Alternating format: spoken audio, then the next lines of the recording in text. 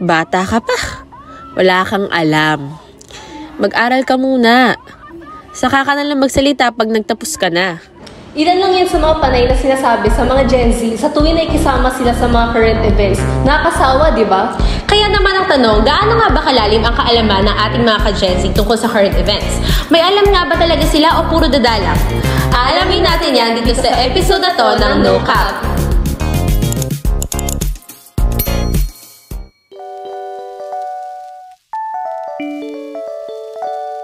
Simple lang ang magiging program natin ngayon. We will ask random people 3 questions and titignan natin kung gaano sila ka-updated sa mga balita ngayon. Walang kahirap-hirap, di ba? So ano pang hinihintay natin? Tara, G! Kamakailan lang ay umani ng mixed reaction si Vice President Sara Duterte dahil sa issue ng confidential funds. Ang tanong, maliban sa pagiging vice-presidente, ano pa ang role ni Madam Duterte sa gobyerno? A.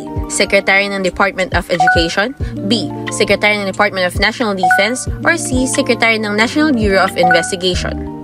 Maliban sa pagiging vice-presidente, siya din yung secretary ng DepEd. A. Letter A. Letter A. A po. A yan. A yan. Ang sagot? A. DepEd Secretary ng bansa si Vice President Duterte. Kaya naman naging viral ang pag-request niya ng confidential funds worth 500 million pesos para sa Office of the Vice President at 150 million pesos para sa DepEd. Makikita dito sa graph na ito kung gaano kalaki ang nire-request si VP Sara na confidential funds kumpara sa mga VP na nauna sa kanya. After audit history, never pa nagkaroon ng confidential funds ang DepEd until naging secretary nito si Duterte. Ngunit ayon kay VP Sara, specifically ayon kay DepEd spokesperson and Undersecretary Michael Powa, gagamitin ang confidential funds ng DepEd para sa security umano ng mga estudyante. Sabi ni Powa, marami raw recruitment activities na nangyayari sa mga paaralan, kaya naman kailangan ng maraming pera para makakalap ang gobyerno ng sapat na impormasyon nang matigil ang mga ito. Teka, ano kayang thoughts ng ating mga ka-Gen Z dito? Required po siya na i-release niya po kung ano po yun. Pero if ever po na may bigay sana po siya na maayos na reason about po dun sa kung bakit naging confidential, edi mas okay sana po na i-release na niya. I think confidential funds should not be imposed in our society right now. Especially maraming tao ang nagugutom at maraming mamamayan natin sa laylayan ng lipunan ang hindi pa nabibigyan ng tamang karapatan para sa kanilang pagkaroon ng comfortable life. They are using it in their own selfish manner at hindi nila ma-explain sa atin kung para saan ba talaga yung confidential fund na yun. Moving on to our second question, the Department of Education launched its new curriculum on August 10. Ano ang tawag sa bagong curriculum na ito? A. Matatag, B. Makabata, or C. Makabayan? I think matatag. A. Letter A. B? B po, sure sa sagot na pero A po siguro. Letter A po. A din. The answer is A. Matatag. Ayon sa DepEd, layunin ng matatag curriculum na ma-decongest ang foundational subjects para makafocus ang mga mag-aaral sa pag-hone ng kanilang literacy at numeracy skills. In phases, i-introduce ng DepEd ang matatag. Una ang mga kinder, grade 1, grade 4 at grade 7 sa school year 2024 to 2025. Susunod naman ang grades 2, 5 at 8 sa 2025, tapos ang grades 3, 6 at 9 sa 2026 at grade 10 sa 2027. By 2028, expect ng DepEd na ma-implement na ng buo ang bagong curriculum.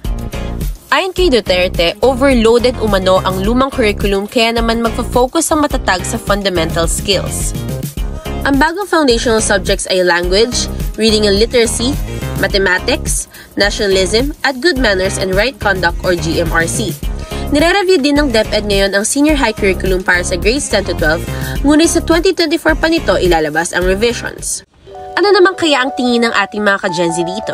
Nakaagaw pansin lang po sa akin yung changes po sa classroom na kung saan dapat po maging plain na lang daw po yung classroom.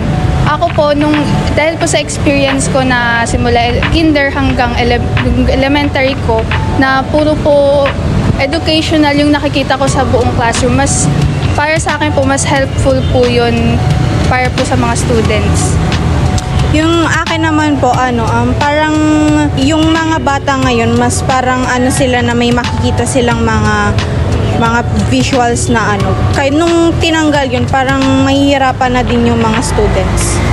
honestly, hindi pa ako masyado invested sa balita about yung current or new curriculum. Pero I think what I can say is attempt siya to, I guess, siguro maximize yung years of education. But at the same time, since biglaan nga from transitioning K-12 to K-10, I think it will, honestly, depends na lang talaga kung paano nila ipapalakad yun. Moving on to our third and final question.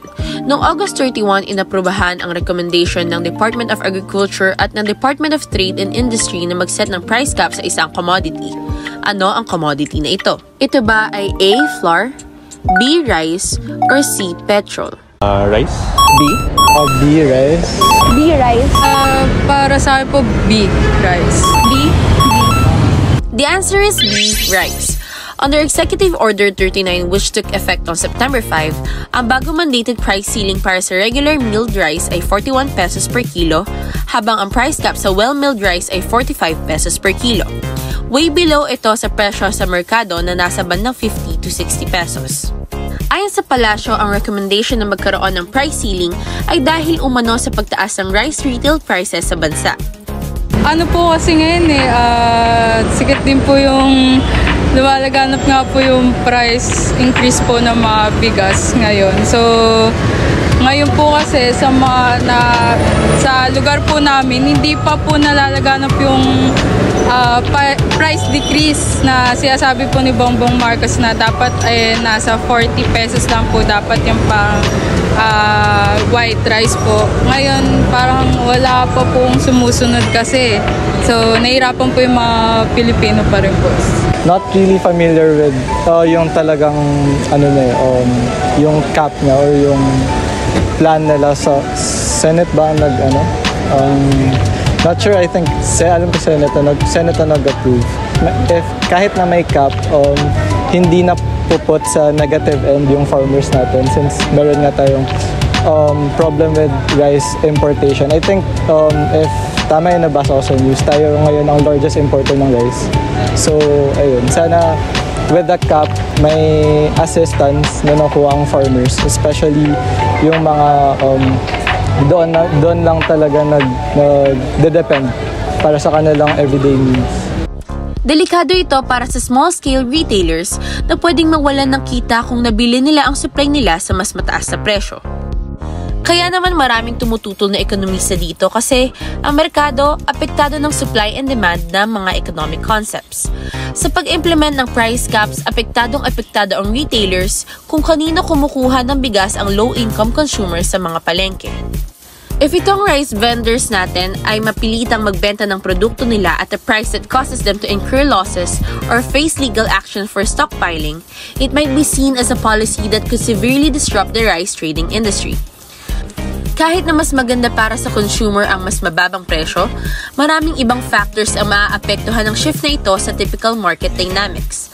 As a result, pwedeng mabawasan ng availability ng bigas, kaya naman dapat maging maingat ang gobyerno dito.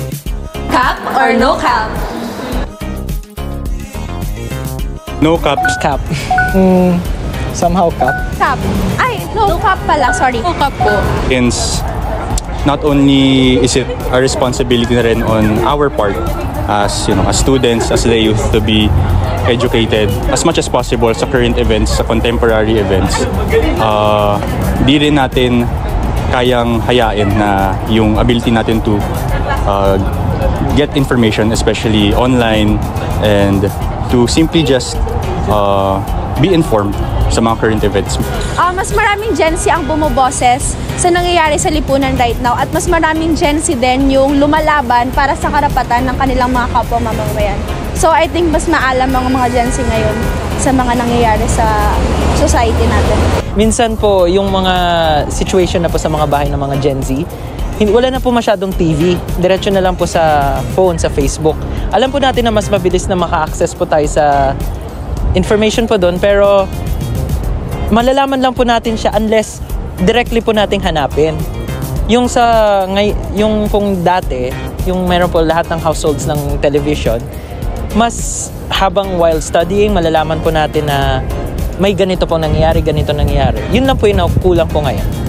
Ako po, agree po ako na maalam yung mga Gen Zs ngayon. Pero yung iba po, although alam nila, pero hindi po nila alam yung facts tungkol doon. Hindi po nila masyadong napapagtagunan ng research yung about doon. Basta lang po sila naglalabas ng kung ano po yung opinions nila. Yun din po sa akin. Dahil nga po sa social media, so nagkakaroon din po sila ng knowledge. Like for example, ayun, like ako, yung sa curriculum, familiar pero not really familiar with the provisions, yung mga current updates regarding the curriculum, as intensive as yung mga nag-aaral talaga for that. Pero I think at some point no cap din naman siya kasi it's now more than ever that we are informed with, kasi ngayon mas madali na may mas access na tayo sa news information compared to before. At dito na nga nagtatapos ang episode 2 ng No Cap. Kayo namang mga nanonood, para sa inyo ba, maalam ba mga Gen Z sa current events? Cap or no cap?